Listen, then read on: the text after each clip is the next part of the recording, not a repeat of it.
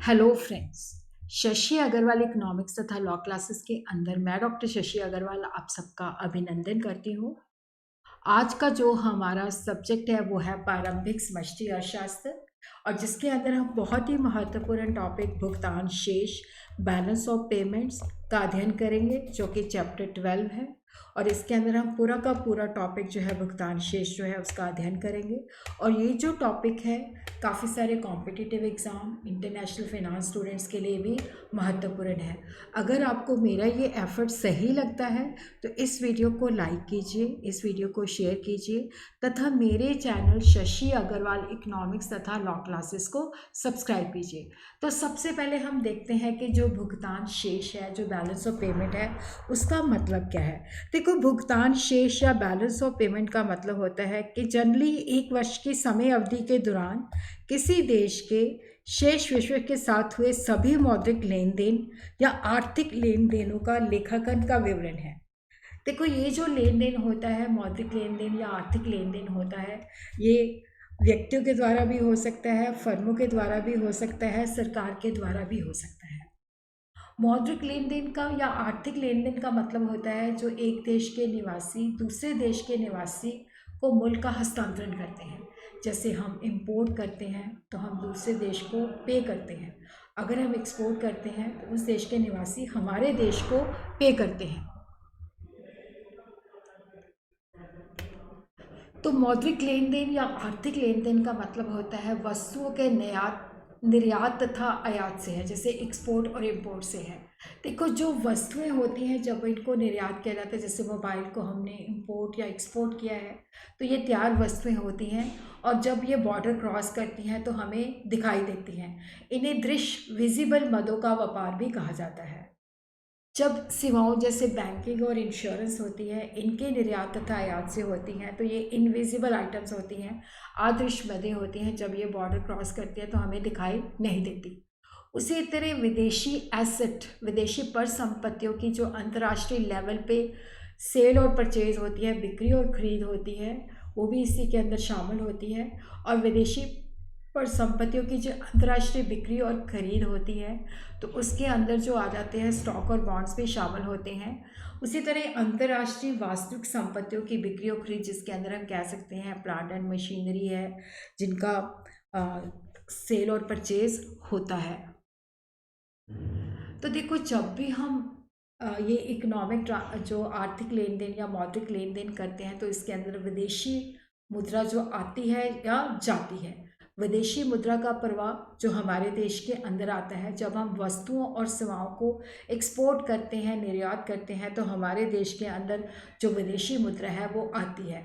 उसी तरह जब हम विदेशी हमारे देश के अंदर वित्तीय या वास्तविक परिसंपत्तियों में निवेश करते हैं तो हमारे देश में विदेशी मुद्रा का प्रवाह होता है। उसी तरह जब वस्तुओं और सेवाओं का आयात किया जाता है तो विदेशी मुद्रा बाहर की तरफ जाती है।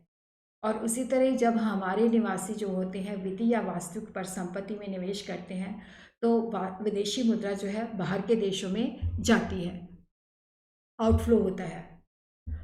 देखो, जो प्राप्तियां होती हैं जब हमारे पास विदेशी मुद्रा आती है तो उसको हम क्रेडिट आइटम के रूप में दर्ज करते हैं।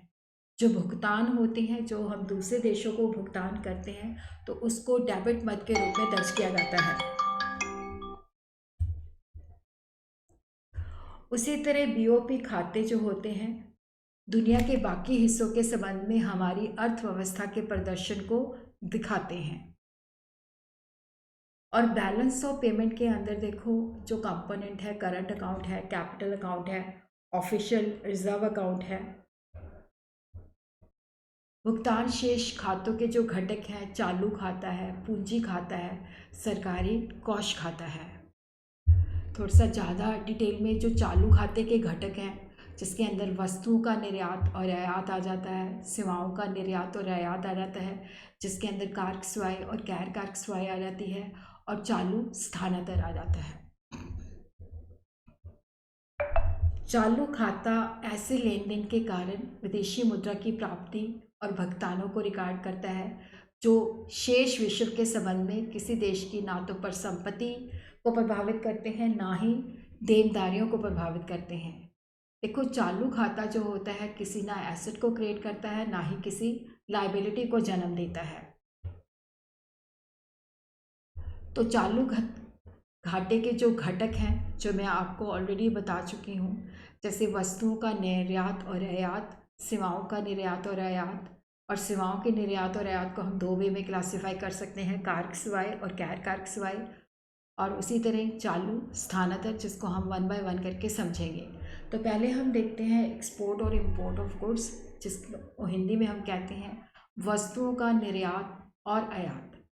देखो, यहाँ पे इसको हम बैलेंस ऑफ ट्रेड भी कह सकते हैं, व्यापार शेष भी कह सकते हैं। इससे वस्तुओं का दृश्य व्यापार माना जाता है, क्योंकि जब हम वस्तुओं को इंपोर्ट या एक्सपोर्ट करते हैं तो ये दिखाई, जब बॉर्डर क्रॉस करती हैं तो इनको हम देख सकते हैं। तो ये तैयार वस्तुओं का निर्यात और आयात किया जाता है। देखो, इसे हम व्यापार शेष भी कहते हैं, बैलेंस ऑफ ट्रेड भी कहते हैं। बैलेंस ऑफ ट्रेड जो होता है तब घाटे में होता है जब हमारे इंपोर्ट जो होते हैं एक्सपोर्ट से ज़्यादा होते हैं। व्यापार अधिशेष होता है जब हमारा एक्सपोर्ट जो होता है इंपोर्ट से ज़्यादा होता है। और व्यापार अधिशेष मतलब सरप्लस तब में होता है जब एक्सपोर्ट जो होती है वो इंपोर्ट से ज़्यादा होती है।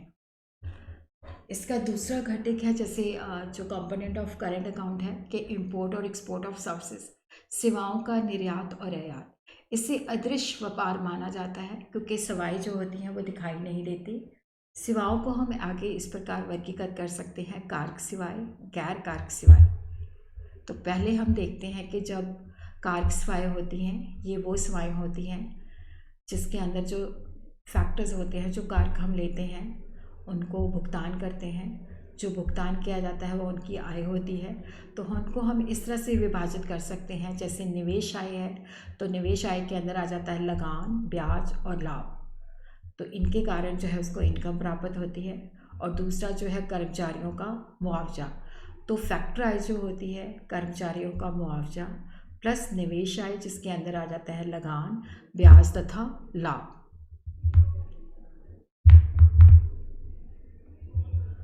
उसी तरह हम देखते हैं गैर कारक सेवाएं, जो इन फैक्टर्स के अलावा दूसरी सर्विसेज दी जाती हैं। तो वहाँ पे जैसे बैंकिंग हो गया, बीमा वगैरह हो गया। चालू स्थानांतरण करंट ट्रांसफ़र जो होती हैं, जो निःशुल्क, जिनके लिए कोई पैसा वगैरह जो है नहीं लगता, जैसे बाहर से उपहार आते हैं, गिफ्ट्स आते हैं, डोनेशंस आती हैं।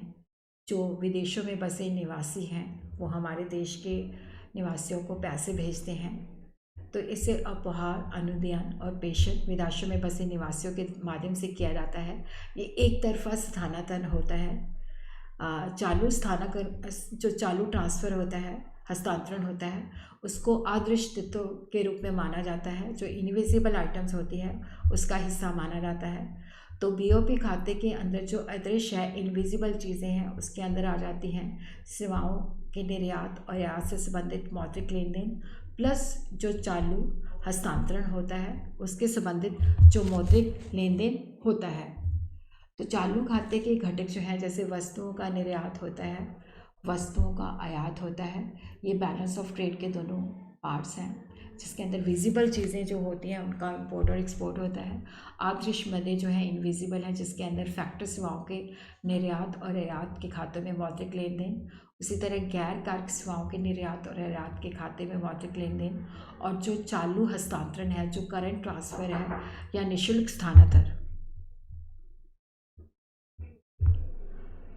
तो चालू खाता जो होता है शेष विश्व के किए गए जो सभी भुगतान होते हैं उसको डेबिट के रूप में दिखाता है, जिसको हम माइनस चिन्ह के द्वारा बताते हैं। शेष विश्व से जो हमें प्राप्तियां होती हैं उसको क्रेडिट चिन्ह के द्वारा हम बताते हैं। शुद्ध प्राप्तियां होती हैं जो प्राप्तियों और भुगतान के बीच का अंतर होती हैं। चालू खाते से संबंधित जो शेष राशि का अनुमान है, तो इसके अंदर देखो trade balance, goods and services balance, invisible balance, current account balance हम एस्टिमेट करते हैं। चालू खाते से संबंधित शेष राशि का अनुमान जब हम लगाते हैं तो ये चारों चीज़ों को हम देखते हैं, व्यापार शेष, वस्तु तथा सेवा जो है उसका संतुलन, आवश्यक मदों का शेष, चालू खाते का शेष। तो सबसे पहले हम ट्रेड बैलेंस निकालते हैं जो कि विजिबल ट्रेड होता है, जिसको हम बैलेंस ऑफ ट्रेड भी कहते हैं।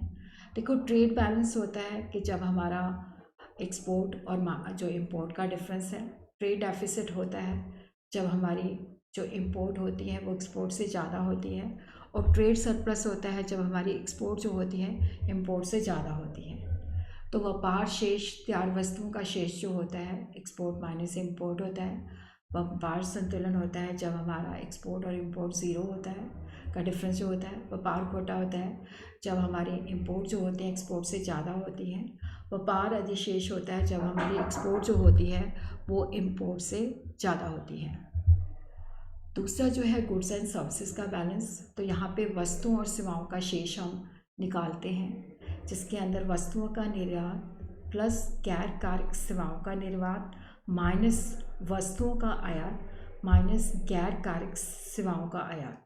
तो इसको हम इस तरह से भी लिख सकते हैं, व्यापार शेष जिसके अंदर वस्तुओं का निर्यात और आयात का डिफरेंस होता है, और जो गैर कार्य सेवाओं का शेष है जिसके अंदर गैर कार्य सेवाओं का निर्यात और गैर कार्य सेवाओं का आयात का डिफरेंस होता है। उसी तरह अदृश्य शेष राशि जो है जिसके अंदर गैर कार्य सेवाओं पर शेष, और उसी तरह आय पर शेष राशि जो कार्य सेवाओं पर शेष राशि होती है, और जो चालू स्थानांतर होता है उस पर शेष। तो चालू खाता शेष को हम इस तरह से भी लिख सकते हैं, व्यापार शेष प्लस अदृश्य मदों का शेष। उसी तरह हम इसको देखते हैं कि अब हमने जो चालू खाते थे उसके घटक को अध्ययन कर लिया है। अब हम देखते हैं कि जो कैपिटल अकाउंट है उसके क्या घटक होते हैं। तो बोरिंग है, फॉरेन इन्वेस्टमेंट है, तो ये उसके प्राइमरी घटक होते हैं। उसी तरह ही हम देखते हैं अन्य जो डिपॉजिट्स हैं, तो यहाँ पे हम देखते हैं कि जो NRI डिपॉजिट्स हैं, और NRI डिपॉजिट छोड़ के जो बैंकिंग कैपिटल है और शॉर्ट टर्म क्रेडिट है जिसको हम आगे जो है स्टडी करते हैं। तो सबसे पहले हम देखते हैं पूंजी खाता क्या होता है। देखो, ऐसे लेन देन की प्राप्तियों और भुगतानों का रिकॉर्ड करता है जो किसी देश की शेष दुनिया की देखो, ये जो आर्थिक लेन देन होता है या मौद्रिक लेन देन पूंजी खाते के अधीन होता है। तो यहाँ पे ये जो ट्रांजैक्शंस होती हैं एसेट और लायबिलिटी के ऊपर प्रभाव डालते हैं, पर संपत्ति और देनदारियों की स्थिति पर प्रभाव डालते हैं। जब हम शेष दुनिया के संबंध में किसी देश की देनदारियों या पर संपत्ति को बढ़ाते हैं या घटाते हैं, तो वो जो ट्रांजैक्शंस होती हैं वो पूंजी खाते के अंदर रिकॉर्ड की जाती हैं। पूंजी खाता जो होता है लेन देन के भविष्य के दावों को जन्म देता है। जब हम विदेशों से कर्जा लेते हैं तो वो कर्जा जो होता है भविष्य के अंदर वापस भी करना होता है, तो वो हमारे लिए देनदारी को उत्पन्न करता है। कई बार क्वेश्चन ये उठता है कि जो पूंजीगत वस्तुएं जैसे प्लांट और मशीनरी है उसका निर्यात और आयात पूंजी खाते के अंदर शामिल होता है? बिल्कुल भी शामिल नहीं होता है। देखो, जो वस्तु है जिसको हम देख सकते हैं, जो उपभोक्ता वस्तु है या पूंजीगत वस्तु है, इवन चाहे सर्विसेज भी हैं, तो उसका जो निर्यात और आयात होता है वो BOP के चालू खाते के अंदर जो होता है, अगर वो जैसे उपभोक्ता वस्तु या पूंजीगत वस्तुएं हैं तो वो चालू खाते के अंदर दृश्यमान व्यापार के रूप में दर्ज किया जाता है। अगर वो सर्विसेज हैं तो वो अदृश्यमान करंट अकाउंट के अंदर ही जो है रिकॉर्ड की जाती हैं। तो चाहे वो प्लांट एंड मशीनरी है, चाहे वो उपभोक्ता वस्तु है, तो वो जो होती हैं उनको BOP के अंदर करंट अकाउंट के अंदर लिया जाता है, कैपिटल अकाउंट के अंदर लिया नहीं जाता। तो पूंजी खाते के घटक जो है दो मेन है, उधार लेना। उधार के अंदर भी जो होता है कि जो हम बाहर से लोन लेते हैं या बाहर से सहायता लेते हैं। उसी तरह विदेशी निवेश जिसके अंदर पोर्टफोलियो इन्वेस्टमेंट आ जाता है, प्रत्यक्ष विदेशी निवेश आ जाता है। और उसी तरह जो अदर घटक है उसके अंदर NRI डिपॉजिट आ जाता है, बैंकिंग पूंजी है NRI डिपॉजिट को छोड़ के। और उसी तरह जो हम शॉर्ट टर्म के लिए लोन लेते हैं। तो पूंजी खाते के दो मेन घटक होते हैं, उधार और विदेशी निवेश, जिसको हम वन बाय वन करके समझेंगे। देखो, एक्सटर्नल कमर्शियल बोरिंग जो बाहरी हम देशों से लोन लेते हैं तो जनरली ये बाज़ार दर पर उपलब्ध होते हैं, जो अंतर्राष्ट्रीय मुद्रा बाज़ार से हम लोन उठाते हैं। उसी तरह जो दूसरे देश हैं वो हमें एक्सटर्नल असिस्टेंस प्रोवाइड करते हैं, सहायता देते हैं, और ये हमें कम रियायती ब्याज दर पे उपलब्ध होती है। देखो, जब हम शेष विश्व जैसे दूसरे देशों के से लोन लेते हैं तो उससे हमारी देनदारी बढ़ जाती है, और जब वहाँ से हम लोन लेते हैं तो हमारे देश के अंदर जो फॉरेन एक्सचेंज है उसका प्रवाह होता है, तो उसको क्रेडिट मद के रूप में हम देते हैं। और जब हम दूसरे देशों को उधार देते हैं तो उसको हम डेबिट साइड पे रिकॉर्ड करते हैं। जब हम उधार जो लिया हुआ है उसका भुगतान करते हैं तो उसको डेबिट मद के अंदर करते हैं। जब दूसरे देश के निवासी हमारे लोन का भुगतान करते हैं तो उसको क्रेडिट मद के अंदर हम लेते हैं। विदेशी निवेश, मूल रूप से विदेशी निवेश जिसको हम FII फॉरेन इंस्टीट्यूशनल जो है क्रेडिट भी कह देते हैं, जो विदेशी पोर्टफोलियो को दिखाता है। ये होता है कि जो दूसरे देश हैं, शेष विश्व है, वो हमारे देश के शेयर और बॉन्ड्स के अंदर जो है निवेश करता है।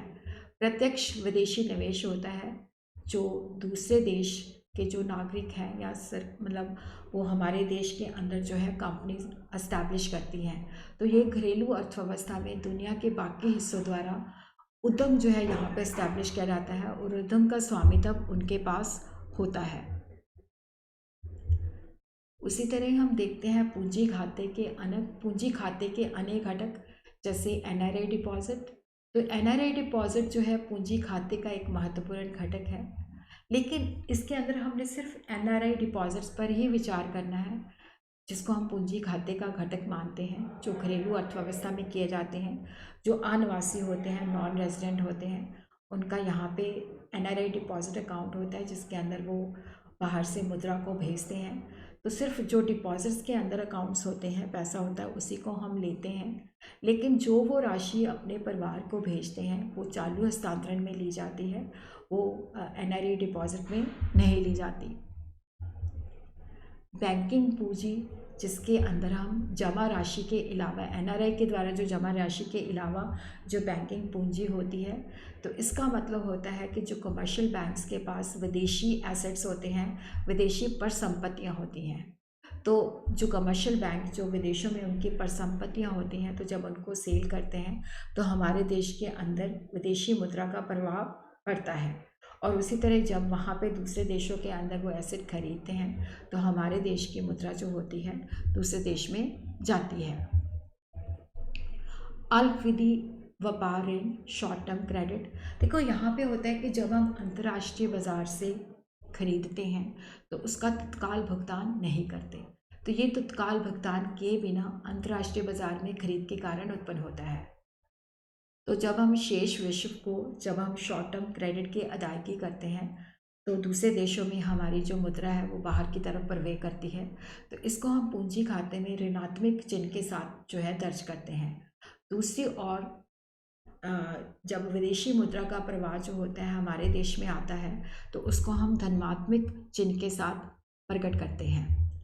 ओवरऑल बैलेंस, जिसको हम समुचित शेष भी कह सकते हैं, तो भारतीय भुगतान संतुलन लेखा प्रणाली में समुचित शेष राशि का अनुमान चालू खाता शेष प्लस पूंजी खाता शेष प्लस त्रुटियों और चूक तीनों को टोटल करके निकाला जा सकता है। चालू खाता का बैलेंस, पूंजी खाते का बैलेंस प्लस त्रुटियां और चूक। तो सरकारी कोष खाता कुल शेष राशि अंततः RBI के सरकारी कोष खाते में दिखाई जाती है।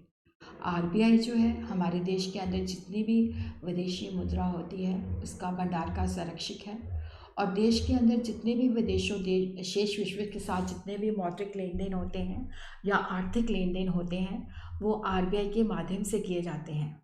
यदि कुल शेष राशि पॉजिटिव है, सकारात्मक है, तो सरकारी कोष में वृद्धि का कारण बढ़ती है। अगर कुल शेष राशि जो है नकारात्मक है, समुचित राशि नकारात्मक है, तो ये सरकारी कोष में कमी का कारण बनती है। तो कभी कभी सरकारी कोष को हम एक अलग खाते के बजाय पूंजी खाते के रूप में भी दिखा देते हैं। यदि सरकारी कोष पूंजी खाते के एक भाग के रूप में दिखाया जाता है तो BOP हमेशा संतुलित रहता है। क्योंकि देखो यहाँ पे चालू खाता प्लस पूंजी खाता, तो अगर वो नेगेटिव है तो उसका जो भरपाई है उसको बैलेंस करने के लिए हम सरकारी कोष से लेते हैं, तो बीओपी हमेशा बैलेंस रहता है। सरकारी कोष में जो वृद्धि होती है उसको हम नकारात्मक रूप में बताते हैं, जो कमी होती है तो उसको हम सकारात्मक चिन्ह के द्वारा दिखाते हैं। तो यहाँ पे हम देखते हैं कि बीओपी जो होता है, जब सरकारी कोष जो होता है कैपिटल अकाउंट का हिस्सा होता है तो ये पूर्ण संतुलन को दर्शाता है, और बीओपी खाता जो होता है वो शेष शून्य के बराबर होता है। जब सरकारी कोष पूंजी खाते का एक भाग होता है तो बीओपी हमेशा संतुलित रहता है। चालू खेत शाखा प्लस पूंजी खेत शाखा वो शून्य के बराबर है। उसी तरह हम देखते हैं कि जैसे देखो यहाँ पे एक्सपोर्ट है, इंपोर्ट है, ट्रेड बैलेंस है, इनविजिबल का बैलेंस दिया हुआ है, करंट अकाउंट का बैलेंस दिया हुआ है 57 to 56, ये नेगेटिव है। कैपिटल अकाउंट का बैलेंस दिया हुआ है 5403, और एरर और कमीशन जो है -486 है। तो जब हमने करंट अकाउंट बैलेंस को कैपिटल अकाउंट बैलेंस और एरर और कमीशन को टोटल किया तो ये आ जाता है -3339। तो यहाँ पे हम देखते हैं कि अब हमारा जो ओवरऑल बैलेंस है वो नेगेटिव है, तो उसको बैलेंस करने के लिए हमें ऑफिशियल रिजर्व से जो है फंड्स लेने पड़ते हैं। तो यहाँ पे हमने, क्योंकि ऑफिशियल रिजर्व के अंदर कमी हुई है क्योंकि उतने से हमारे कम हो जाते हैं, तो यहाँ पे हम इसको पॉजिटिव दिखाते हैं। तो उतना अमाउंट जितना हमारा डेफिसिट होता है उतना हम ऑफिशियल रिजर्व से लेते हैं। तो जब हम ऑफिशियल रिजर्व अकाउंट को कैपिटल अकाउंट का हिस्सा नहीं अलग से दिखाते हैं तो इसको रेखा के नीचे वर्गीकरण दिखाया जाता है। चालू और पूंजी खाते का जो अधिशेष या घाटा होता है वो हम दिखा सकते हैं। जैसे चालू खाता अधिशेष होता है, जो अगर चालू खाते के अंदर हमारी जो है सरप्लस है, उसी तरह पूंजी खाते के अंदर सरप्लस है जब सरकारी कोष खाता जो है पूंजी खाते का हिस्सा नहीं होता। बीओपी घाटा जब चालू खाता घाटा, पूंजी खाता घाटा जब सरकारी कोष पूंजी खाते का हिस्सा नहीं है। और उसी तरह हम देखते हैं जब चालू खाता शेष और पूंजी खाता शेष त्रुटियां और चूक जो होती हैं शून्य के बराबर होती हैं, तो इसका मतलब होता है कि बीओपी जो है हमारा संतुलन में है। तो जो हमारा सरकारी कोष है उसके अंदर कोई हलचल नहीं होती।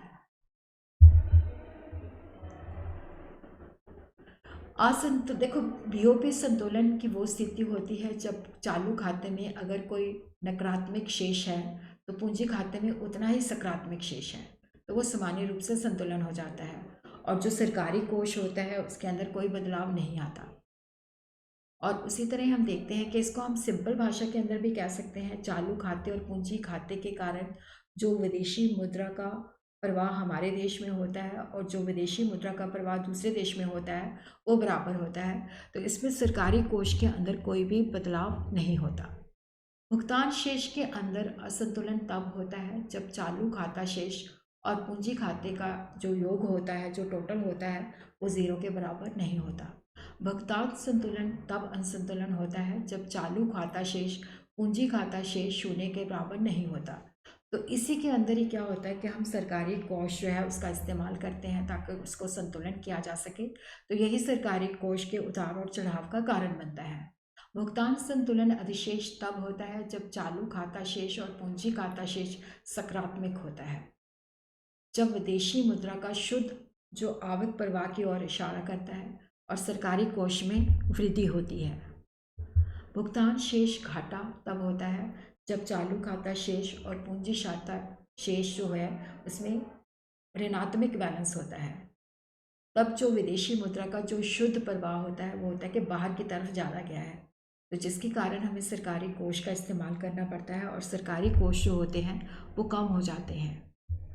अब हम देखते हैं कि जो ऑटोनॉमस और अकोमोडेटिंग आइटम्स क्या होती हैं।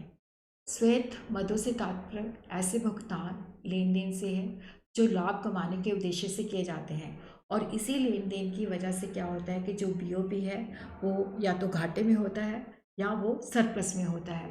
अकोमोडेटिंग आइटम या समायोजन मदों से तात्पर्य ऐसे लेन देन से है जो किसी देश के केंद्रीय बैंक द्वारा भुगतान संतुलन के असंतुलन को ठीक करने के लिए किया जाता है।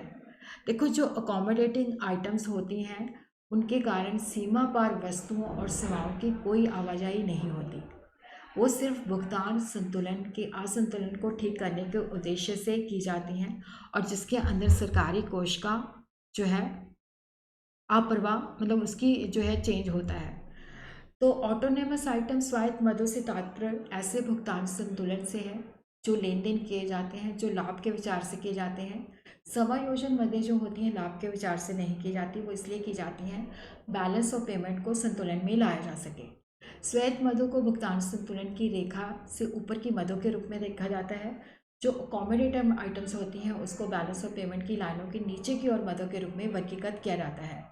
जो ऑटोनोमस आइटम्स होती हैं उसके अंदर जो गुड्स होती हैं जो वो मूव करती हैं, बॉर्डर क्रॉस करती हैं, जैसे उपभोक्ता वस्तुएं या पूंजीगत वस्तुओं का निर्यात और आयात। अकोमोडेटिव आइटम्स के अंदर जो होती हैं जिसके अंदर गुड्स बॉर्डर क्रॉस नहीं करती और इनके अंदर जो सरकारी कोष जो होता है उसके अंदर ही मूवमेंट्स होती हैं।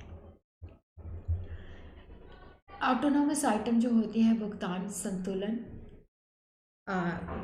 भुगतान जो असंतुलन होता है या तो हमारा जो बीओपी है वो सरप्लस में होता है या वो डेफिसिट में होता है। लेकिन अकोमोडेटिंग आइटम जो होती हैं जो हमारा बीओपी असंतुलन होता है उसको संतुलन में लाने के लिए की जाती हैं। उसी तरह हम देखते हैं कि जो भुगतान शेष खाते हैं इसका महत्व क्या होता है। देखो, घरेलू अर्थव्यवस्था की वित्तीय स्थिति का पता चलता है। अगर पता चलता है कि घरेलू अर्थव्यवस्था ने उधार लिया हुआ है तो इसका मतलब है कि हमारी अर्थव्यवस्था जो है बाकी दुनिया पर निर्भर है और ये हमारी अर्थव्यवस्था के पिछड़ेपन को दर्शाता है। और उसी तरह ये हमें विदेशों से शुद्ध कार आय के बारे में भी बताता है, जानकारी प्रदान करता है।